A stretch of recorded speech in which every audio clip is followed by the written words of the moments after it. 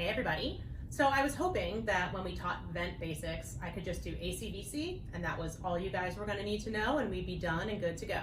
However, not sure that's the case anymore. We're talking about a lot of really life-saving things now at sort of the end of the line sort of things, like hooking people up to a daisy chain of ventilators. To do that, we would have to have people on a different mode of ventilation than I taught you last time. So they have to be on ACPC. So today we're going to learn about ACPC, and we have Brooke here who's going to be our learner and guide us through this as well. So I want to do a quick review of what we learned on the other video. So we talked about triggering, and we talked about cycling, and we said that the ventilator can be triggered, meaning it starts pushing air by either time or by patient effort. Patient effort that's detected as flow or a change in pressure by the ventilator. Either of those things can trigger the ventilator. And then there's three things that can cycle the ventilator. Cycling meaning you're shifting from inspiration to exhalation. So one of those things was volume. That's what we discussed last time. The other two, one was time and one was flow. So we're going to talk about these today, okay? So when we talked about ACVC, we talked about we start at a PEEP, we then go up to some peak pressure, we settle out at some plateau pressure, and then we give 6 milliliters per kilogram of tidal volume, we deliver that, and then the vent stops, and then whether the patient tries to take a breath or whether the machine decides it's time to take a breath, all the breaths are going to look about like that.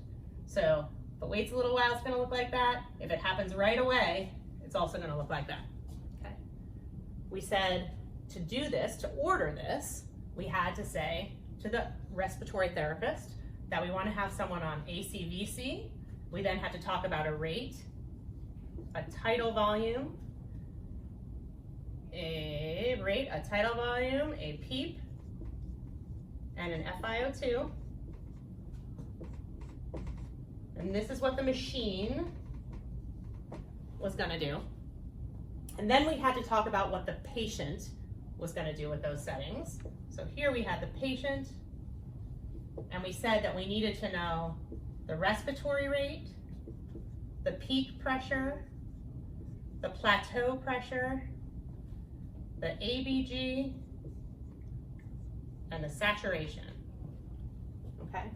So what we're going to talk about today is going to resemble this in a lot of ways. So if you haven't watched this video, the first one, please go back and do that, and then come back and watch this one. And I think this one will make more sense. Okay? All right. So I'm going to shift over now. We're going to talk about ACPC, Assist Control Pressure Control. Some ventilators call it Pressure Assist Control. It's all the same thing. There's several different names for it on different ventilators. All right, so Brooke, if I was going to order ACPC, what do I need to tell the respiratory therapist?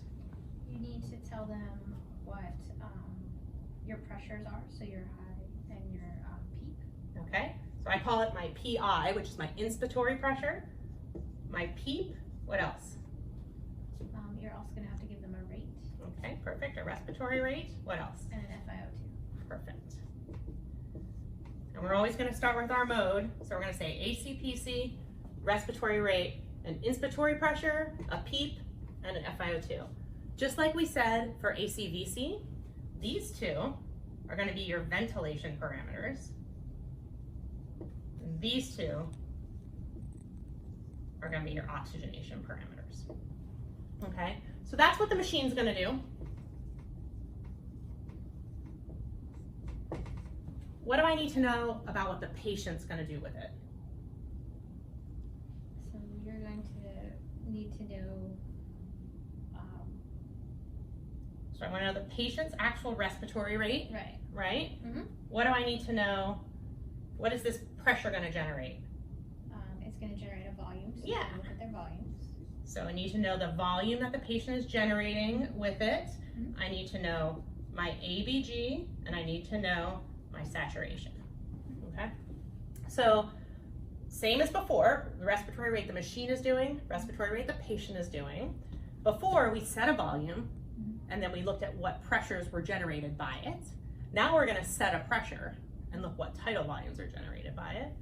And then if we know our gas and our SaO2, we know exactly how our patient is doing on those settings, okay?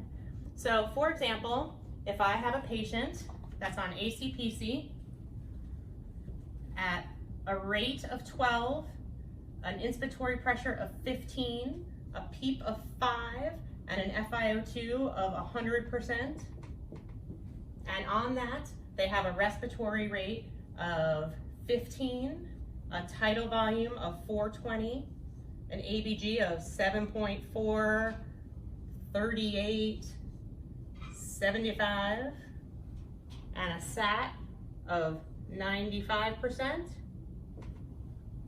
I know how that patient's doing. I know they have reasonable lung compliance.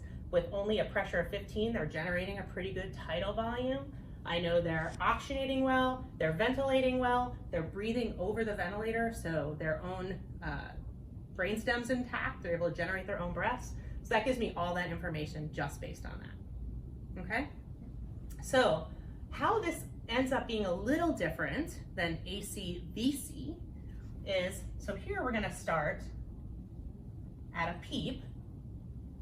We're gonna go up instantaneously, essentially, to that other pressure. Here we're gonna say that pressure is 15.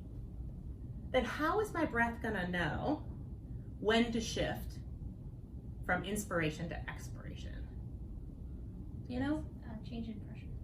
So it's not actually gonna be a change in pressure. This one is gonna be time cycled, okay? So I actually think that this is a little easier to work with from that perspective. So for example, if I have my patient taking 10 breaths per minute, each breath is gonna be 6 seconds, right? So let's say I have 1 second there, I'm gonna have 5 seconds there. And then if the patient decides they wanna take a breath before that 5 seconds, the breath is gonna look just like this, and the ventilator's gonna reset and let them take that breath. Okay, does that all make sense? All right, perfect. So what we call this, how this is 1 second, this is 5 seconds, we call that the I to E ratio, inspiration to expiration ratio. So here, that would be 1 to 5, okay? The beauty of having an inspiratory and an expiratory manipulatable number, we just set that on, we turn it on the ventilator and set that. The beauty of being able to do that is there's certain lung diseases where it's really important to us that patients oxygenate better, and certain diseases where we really want patients to have a long time to exhale. What is a disease process that a patient needs a long time to exhale? Those are gonna be asthma, COPD, obstructive things. Perfect. So if I have a patient who has COPD, for example, I might put them on what we just had them on. This is 1 second, this is 5 seconds, and each time they'll get that. What's your I to E ratio? Breathing normally. What do you think it is? 2. Yeah, 1 to 2, 1 to 3 maybe. If you're running, maybe 1 to 1, but generally we think of it as being 1 to 2, 1 to 3. So here, we're giving that COPD patient extra time to exhale, okay? So that's one way to think of that. However, if I have a patient who's not oxygenating well, the thing that makes patients oxygenate better is having more time at the higher pressure where gas exchange can occur, okay? So I might change this and make this 2 seconds and this 4 seconds, okay? I'm spending more time at the higher pressure, which means more time for good gas exchange, which means better oxygenation. Okay, that make sense? That makes sense. So that's how we would handle improving oxygenation on this. So not only can we increase our PEEP to to increase oxygenation. We can increase our FiO2 to improve oxygenation, but we can also change our I to E ratio to improve oxygenation. Okay, that all make sense? Okay, so that's why I really like ACPC, that easily manipulatable I to E ratio. Okay, the reason that this is going to be really helpful if we have to hook all these patients up to one ventilator, all these patients, I'm saying probably about 4 is the max we would do. We don't want to do that. There's a lot of reasons why we don't want to do that, but if it's a last ditch effort, we might. But if we set it at a tidal volume, we wouldn't know which patients are getting that tidal volume. If we set it to pressure, then that's easier for us to understand. Okay? So that way you can kind of see what tidal volume each patient is actually taking in. Correct. We're still not going to know that exactly. We're just going to know that they're at safer. We still have one ventilator, so we can't measure that specifically for each individual. Yeah, it hurts me inside to think about it too, but if we're at that stage, we're at that stage. So something to keep in mind. Okay, so I'm going to give you some settings, and then I want you to tell me based on what the patient is doing with them, how you want to change the ventilator. Okay, so I have my patient on a rate of 18, an inspiratory pressure of 15, a PEEP of 5, and FiO2 of 100%, and on that, they're breathing 20. They have a tidal volume of 300, and they have a gas that's 7.20, 60, 75, with an SaO2 of 95. What would I want to change, if anything, about this? So they're breathing over the vent, so their brainstem is intact. Okay, great. So I can't do anything with the rate necessarily. So you could change something about the rate, but you just have to keep in mind, you would have to go even higher than that 20. So if you go from 18 to 20, that's not actually changing anything. Okay, what else? We can look at the AVG and look at the carbon dioxide is elevated. Okay, perfect. Our PCO2 is elevated. Which suggests the patient isn't ventilating well. Okay, how do I fix that? So in this mode, I would increase my inspiratory pressure to allow for a greater tidal volume. Beautiful. So I'm going to take that instead to an inspiratory pressure of 20. And when you did that, your patient went to a tidal volume of 420, and then they went right back to an ABG of 7.4, 40, 75. You fixed it. Okay? So those are the big things we're going to manipulate in ACPC to understand that. Okay? Do you have any questions about that? Do you have any questions about that? Are you still following the peak pressure when you're doing this? So we don't really have to follow the peak pressure anymore because the pressure we set is the peak pressure. That's the amount of pressure we're putting in. Okay, so we just have to look at that tidal volume. I do want to point out, you can't just walk in the room and look at the tidal volume. You have to stand there for a minute or so and see how those breaths average out. They're going to be about the same, but not exactly the same. Okay, so all these other things, you can pretty much get an idea of how they are, but go in and really watch that tidal volume and see the range it's picking up. Okay? All right, so that is why I wanted you to learn about ACPC today, in case you find yourself managing 4 patients on one ventilator. And then I also want to talk to you about pressure support, because another lecture we're going to do soon is talking about spontaneous breathing trials, and that's the mode we're going to use for that. So let's talk about that real quick. Okay, so I always like my pressure time curves, right? They help me understand what's going on with my ventilation exactly. Okay, so we said before, either time or a change in flow or pressure could trigger a vent. In pressure support mode, what triggers the vent? The patient. Yeah, so now we don't really set a rate, except for a backup rate so people don't die, right? But we don't set a rate. We let the patient take all their own breaths, okay? So we're only getting triggered here, and then how do we cycle? How does the breath notice shut off? The patient actively exhales. Yeah, so it's the patient flow rate that the machine understands and picks up on. So this looks a lot more smooth as it's going through. So a patient takes a little change in pressure as they try to breathe. it pushes in some air. As the patient's lungs fill up, that breath starts going slowly, slowly, slowly, right? And then that decides to shut off and go into exhalation. Patient triggers it, same thing, okay? So big difference here, we don't set a rate anymore, and it's flow cycled. Okay. Flow cycled is more comfortable for patients, and we like to use pressure support also because it keeps them using their own diaphragm to some degree. So what do I need to tell a respiratory therapist if I want them to set my patient up on this? So for pressure support, it's going to be inspiratory pressure, a PEEP,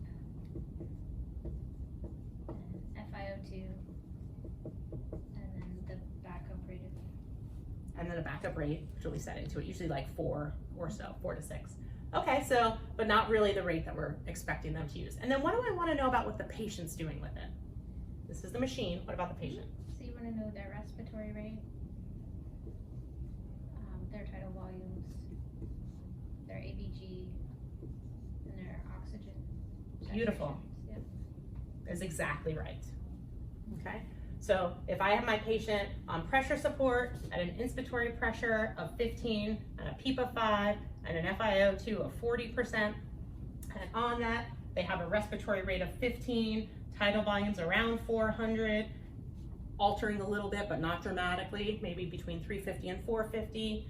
My ABG is 7.3, 45, 80, and my SAT is 96%. This patient's doing A-okay. Okay. We want to make sure they're comfortable on it. We'll talk a little bit about that in another talk, but this is exactly right. Okay. On this, if we need to get patients to oxygenate a little bit better, how do we do that? You would increase your inspiratory, well, it would be your FiO2. Yeah, your PEEP or your FiO2. So same as before.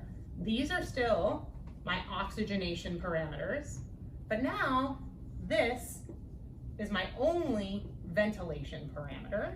I took away my rate, right?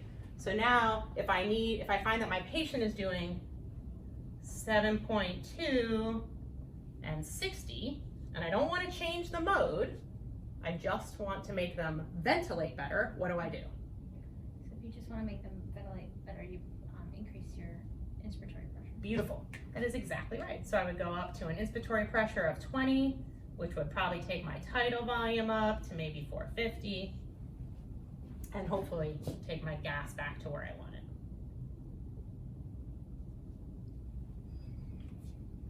Okay, does that all make sense?